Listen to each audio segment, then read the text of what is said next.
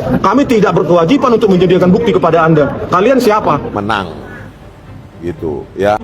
Bahwa siapapun dia, bukan karena dia anak menteri, anak presiden, dia berhak. Nenek moyang kami tertumpah darahnya untuk republik ini. Jaga omonganmu. Tanyakan Jokowi itu, ada nggak nenek moyangnya tertumpah darahnya untuk republik ini? Kehilangan nyawa. Ketika anakmu, suamimu nggak punya pekerjaan, kalian mengeluh.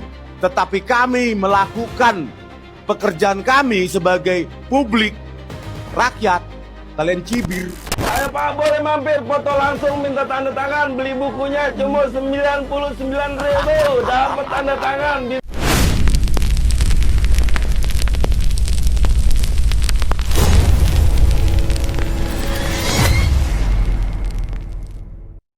Terungkap rumor Rismond di tengah kontroversinya.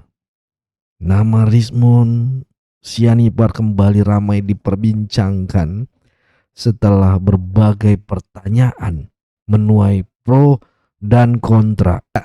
Kita simak dulu videonya sampai habis dan sambil tuliskan pendapat kalian ya. Jadi ya, sebelum apa-apa terjadi pada kami, ya buku Gibran ini will prevail. Kebenaran suatu saat pasti akan menang.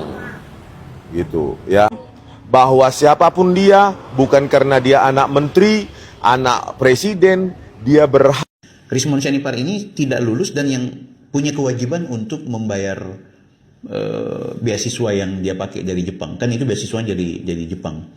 Kan orang kalau nggak lulus seperti Belanda itu harus mengembalikan beasiswa. Biasa tanda tangan kontrak itu ada, Singapura gitu. juga begitu. Nah, dia nampaknya tidak lulus dan akhirnya mau nggak mau kembalikan uang. Nah, parahnya bukan uang yang dia kembalikan tapi adalah surat kematian Rismond Sianipar.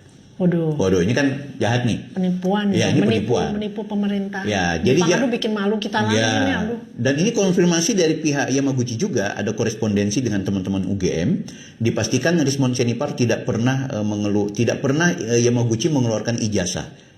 Dan ijazah yang diperlihatkan Rismond adalah ijazah yang tidak seperti bagaimana layaknya ijazah Jepang, spesial ijazah Yamaguchi. Karena dia seperti kertas HVS dan redaksinya juga huruf kanjinya berbeda sekali. Rektor yang tanda tangan itu seharusnya rektor yang sudah tidak lagi menjadi rektor, karena di tahunnya Rismond itu semua ada data-data itu, Bu. Fakta yang paling mengejutkan adalah itu tadi, bahwa Rismond tidak pernah keluar namanya di dikti sebagai pemilik SK lama penyetaraan. Lulusan Yamaguchi tahun 98, Pak Cece Sumantri, Profesor IPB, ada SK penyetaraannya. Gibran Raka Buming Raka, ada SK penyetaraannya. Kan kita bisa lihat di dikti itu, di Kemendistek gitu kan. Kita keluar di sorot keberatan kita, Mas. Mas, kita keberatan kita. Ngapain ini? Terus, ini gak ada hubungannya ini. Saya ingin mengatakan ini gak ada hubungannya ini. Kami keberatan. Kami keberatan. Ini tidak ada hubungannya. Kami keberatan. Ini tidak ada hubungannya. Ada dua ijazah. Kami keberatan. Yang dikatakan asli dan palsu. Kalau ijazah Jepang yang pakai bahasa kanji itu tidak ada. Memang lulusan Jepang. Ini yang menerangkan lulusan Jepang. Lulusan Jepang. Lulusan Jepang. Mon buka gakuso. Mon buka gakuso. Jangan. Mon buka gakuso. Uso HP aku. Gimana? Uso HP aku. Uso HP aku. Oke. Ini yang menerangkan bukan orang Yamaguchi. Ya, nggak apa. Jadi ini gak bagus. Uso HP aku jangan. Gak bagus. Beasiswa Mon buka gakuso. Nihongo wakaranai yo. Paten. Lisomono. Lisomono desu. Iya. Nggak apa, nanti saya percayakan pada saya. Lisomono desu. Kita bicara soal ide. Jangan kelewatan Anda. Iya, oke. Lisomono desu. Nah, ini ya. Mas. Sallallahu ala Muhammad. Sallallahu alaihi wasallam. Sallallahu ala Muhammad. Jadi kalau saya harus minta maaf, menarik semua, betapa hinanya Rismond Sianipar itu. Lebih baik mati daripada dicap pengkhianat seumur hidup saya. Sementara hidup saya sudah hampir 50 tahun.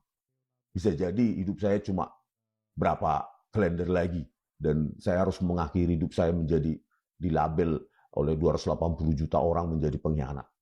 Satu pertanyaan. Pastikan Pak Joko Widodo hadir di pengadilan secara langsung, bukan secara Zoom, bukan lewat perantara orang, bukan lewat tulisan yang bermaterai. Tapi pastikan Pak Joko Widodo hadir di pengadilan, karena saya yakin sidang itu akan ramai ditonton rakyat. Rakyat akan datang langsung, bahkan ya, media internasional pun akan meliput ini. Gitu, Bang. Nah, di dalam itu saya sempat panas, ya.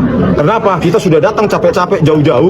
Mereka modal dokumen apapun tuh nggak ada loh, sekelas UGM. Dengan alasan di sini kan mau silaturahmi.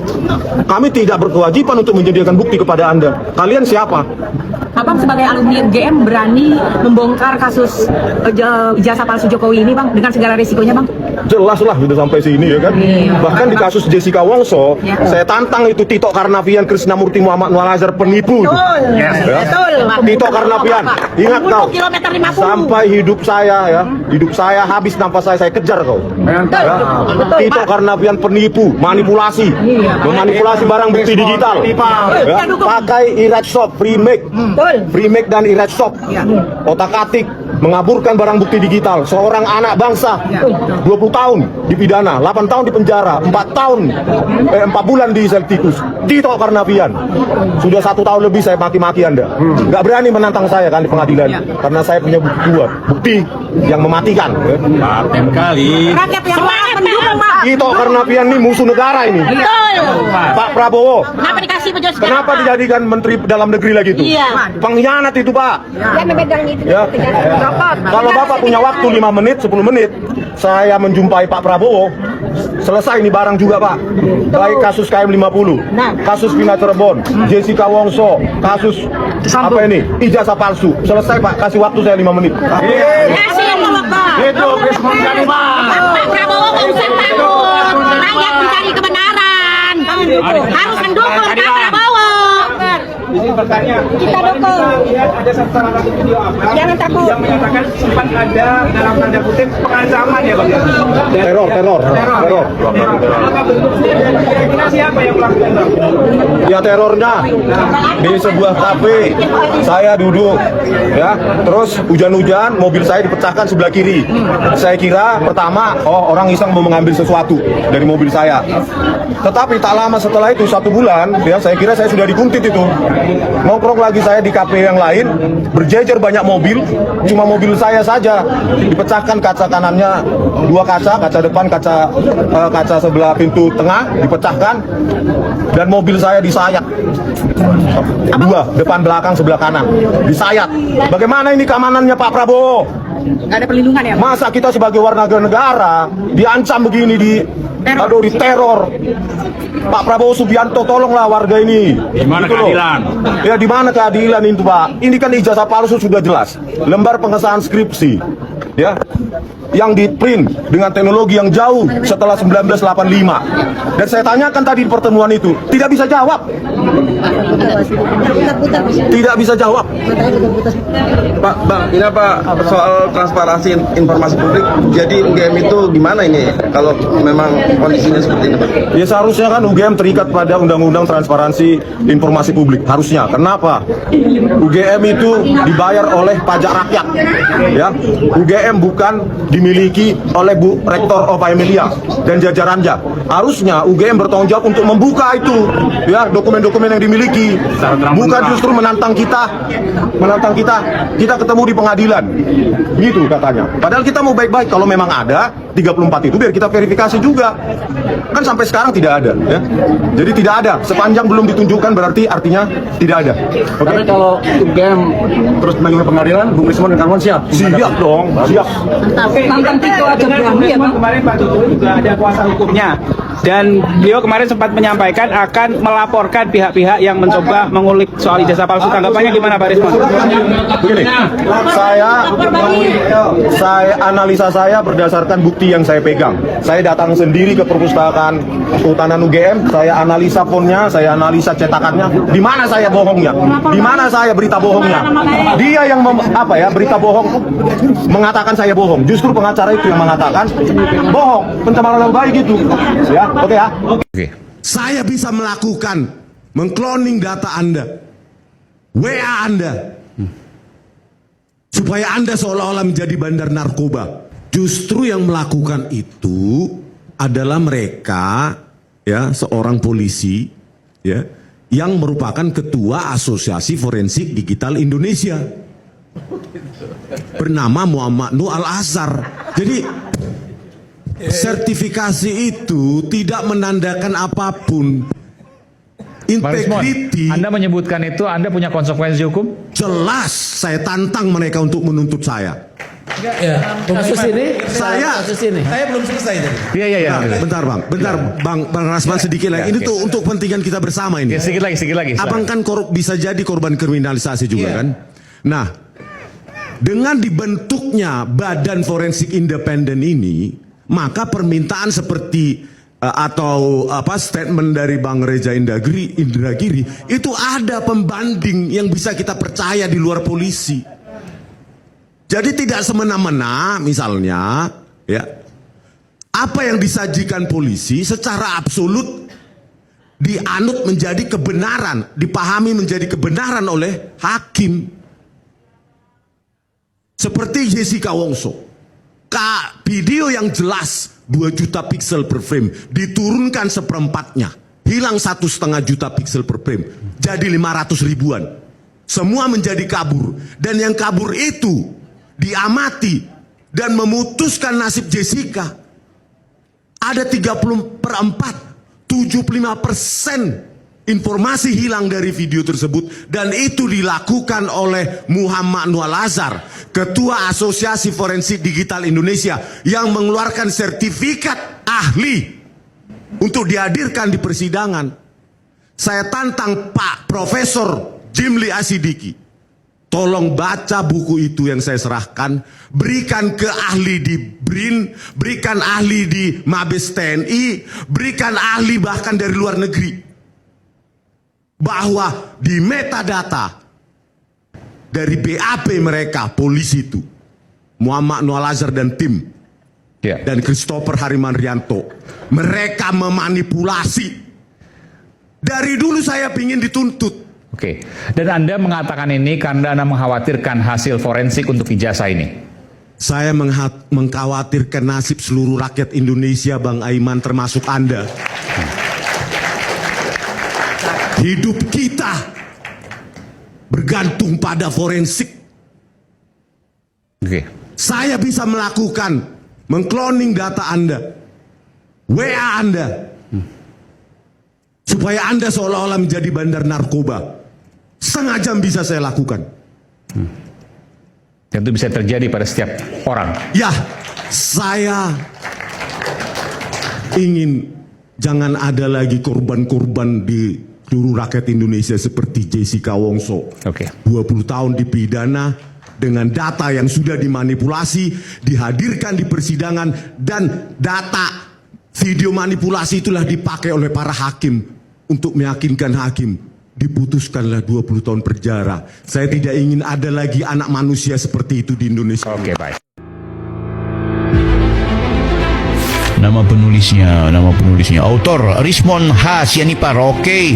Kita copy lagi ini, Rismon H. Sianipar. Oke, kita search. Wih, lagi-lagi cuma artikel 5 guys, cuma jurnal. Jadi yang namanya Refli Harun cuma bisa memperlihatkan jurnal dari seorang Rismon Sianipar, tapi Rismon H. Sianipar tidak pernah memiliki disertasi. Ini disertasi guys, 0 ya. Disertasinya 0. Kenapa 0? Karena memang dia tidak pernah lulus di Yamaguchi. Dan kalaupun dia memang memiliki disertasi, pertanyaannya kenapa kemudian tidak muncul di sini? Ya harus ada dong, semua harus ada namanya di sini. Misalnya Pak Cece tadi, Ibu Arvita tadi, Pak Sutanto tadi, ya itu harus ada. Seluruh alumni Yamaguchi atau seluruh alumni dari Jepang namanya harus termaktub di sini. Bahwa dia pernah di Yamaguchi, benar. Bahwa Rismon Sianipar pernah membuat artikel jurnal, iya. Tapi Rismon Sianipar tidak pernah lulus dari Yamaguchi, Jepang. Karena ini fakta-fakta yang sudah saya tunjukkan kepada teman-teman sekalian, oke? Dan yang disampaikan oleh Farhad Abbas, ternyata Rismon Sianipar itu kenapa dia tidak lulus juga? Salah satu problemnya adalah dia tidak mampu mengembalikan uang beasiswa. dan dia tidak mampu mengembalikan itu, akhirnya dia membuat akta atau surat kematian bahwa Rismon sudah meninggal dunia. Innalillahi wa inna ilaihi rajiun.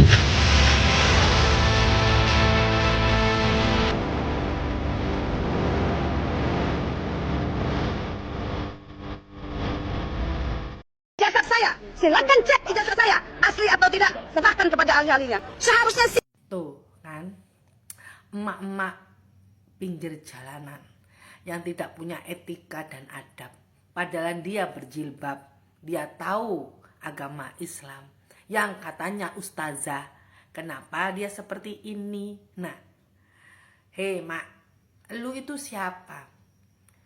Jangan atas nama rakyat tentang permasalahan ijazahnya Pak Jokowi. Kamu tuh pernah kuliah apa enggak sih? Atau mungkin kamu nggak pernah kuliah, sok pinter. Ya. Yang penting yo mak, dari UGM sudah menjelaskan ijazahnya Pak Jokowi asli, sudah beres. Meskipun kamu ngomong palsu siapa lu, nggak penting juga lu. Kan hanya gerombolan lu aja yang ngomong kalau ijazahnya Pak Jokowi palsu. Nggak penting juga mulutmu, ngapain harus diperlihatkan sama lu mak cangkemmu. Hei mak, kalau kamu ingin lihat ijazahnya Pak Jokowi, ya datang ke rumahnya. Kan yang kepengen lihat kamu, bukan sebagian besar rakyat Indonesia. Urgensinya apa mak? Mbok kamu tuh datang baik-baik ke sana, ke tempatnya Pak Jokowi, diterima mak, nggak ada masalah. Minta di sana. Toh sekarang ijazahnya ada di pengadilan. Sana loh, lihatan di sana, ada. Kenapa harus teriak-teriak, mak? Kamu tuh kayak preman. Tubuhmu berbalut hijab, berbalut syar'i, tapi mulutmu ya iblis. Tahu nggak, mak? Mencontohkan yang tidak baik. Kalau kamu tuh ngomong baik-baik dengan santunnya, berbudi luhur dan berakhlak mulia, ya datang ke Pak Jokowi. Kalau kamu mintanya seperti ini dengan cara yang tidak benar, ya ngapain juga Pak Jokowi ngasihin ijazahnya sama elu. Elu siapa, mak? Elu itu siapa kamu, mak? Cuang keme koar-koar kemana-mana. Seperti apa ya, emak-emak jalanan. Emak-emak jalanan masih berharga daripada elu semua itu, mak. Ngakunya ustazah, bajunya syar'i, tapi mulutnya penuh dengan kebencian dan tidak punya adab. Tahu ya mak ya. Nah, ngapain Pak Jokowi harus ngasihkan ijazah atas perintah elu? Nggak penting juga elu. Siapa elu? Kalau yang minta pengadilan, oke, diperlihatkan. Toh ada beberapa ya kubumu mengakui bahwa ijazahnya Pak Jokowi asli. Kalau yang tidak mengakui elu saja mak, nggak penting elu siapa. Kamu mau ngakuin ijazahnya Pak Jokowi palsu, kek asli kek, ora penting. Yang penting UGM sudah menyatakan asli. Terserah lu mau UGM dibayar kek, opo kek, tekek kek, alas sembarang. Gak ada masalah. Kan yang ngomong kayak gitu gerombolanmu aja. Alumni UGM sudah mengakui. Profesor-profesor mengakui juga. Ya. Administrasi dokumennya juga ada. Kenapa lu yang kebakaran? Kan yang kamu cari kan bukan ijazah asli, tapi ijazah palsu. Kasian deh lu mak. Kamu tidak berakhlak dan tidak beretika. Cara minta seperti ini tuh caranya minta preman, ya, bukan cara minta orang yang berkelas.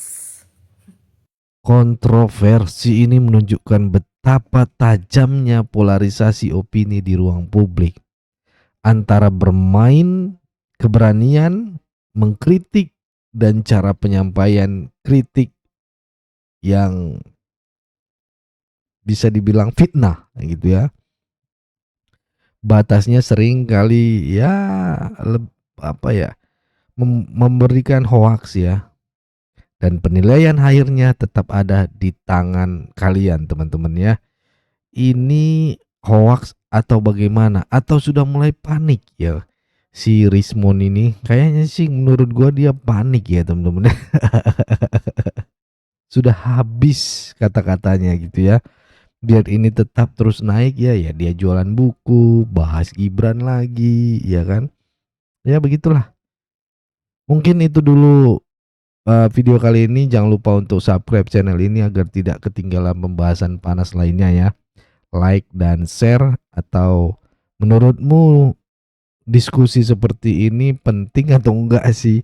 Kayak si Rismon ini, bukunya ini, jualan buku penting apa enggak sih? Komen di kolom komentar ya teman-teman ya.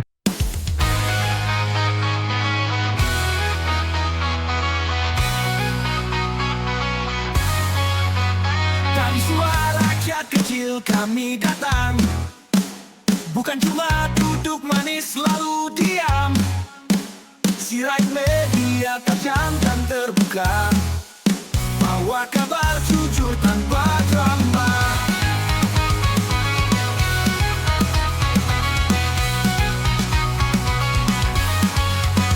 Tanah air ini milik bersama, bukan buat adu domba dan sengketa. Kami lawan fitnah, hoaks, busuk, tak bermoral. Sikat bohir yang cuma mau bikin viral. Suara Jokowi, semangat Prabowo Gibran, dukungan kami untuk Prabowo jalan. Bangun negeri tanpa tipu daya, bersatu kuat itulah senjata. Sirait media, ayo bersuara, biar terang fakta menyala. Jangan mau dipecah belah, kita lawan hoaks, kita melawan bangsa. Susahkan sejarah, ayo bersama, suarakan kebenaran yang nyata. Sirait media bukan sekadar berita, tapi suara nurani Indonesia. NKRI yang mati, Bohir pemecah bangsa, minggir sana. Kami bukan bonek